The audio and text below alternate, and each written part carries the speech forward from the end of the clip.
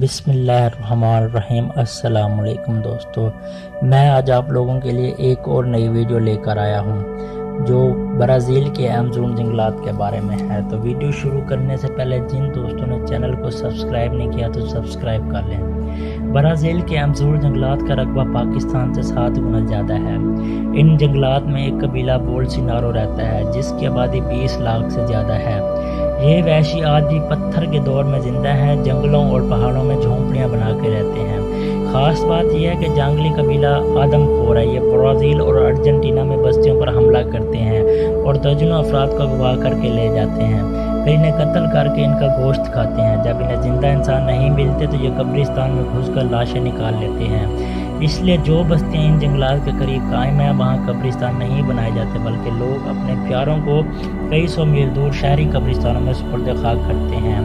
کئی سال سے امیزون کے جنگلات میں تیل اور گیس کی تلاش جاری تھی۔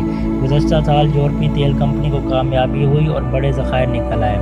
اس تلاش اور تحقیق کے دوران کمپنی کو سب سے بڑا مسئلہ یہ پیش آیا کہ بولسینارو قبیلے کے جنگلی افراد انجینئر اور ان کے عملے کو اٹھا کر لے جاتے تھے، بعد میں ان کی چبائی ہوئی ہڈیاں ہی ملتی تھیں۔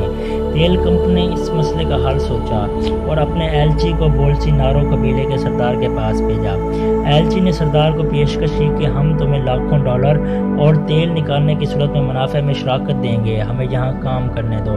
سردار نے کہا کہ ڈالر اور تیل ہمارے لیے بے معنی ہے، خدا کا دیا وہ سب کچھ ہے ہمارے پاس جو ہمیں چاہیے، ہمیں صرف انسانوں کی لاشوں کی ضرورت ہے، کیونکہ جب ہمیں انسان نہیں ملتے تو ہم جانوروں کا گوشت کھانا پڑتا ہے جس سے ہم بیمار ہو جاتے ہیں۔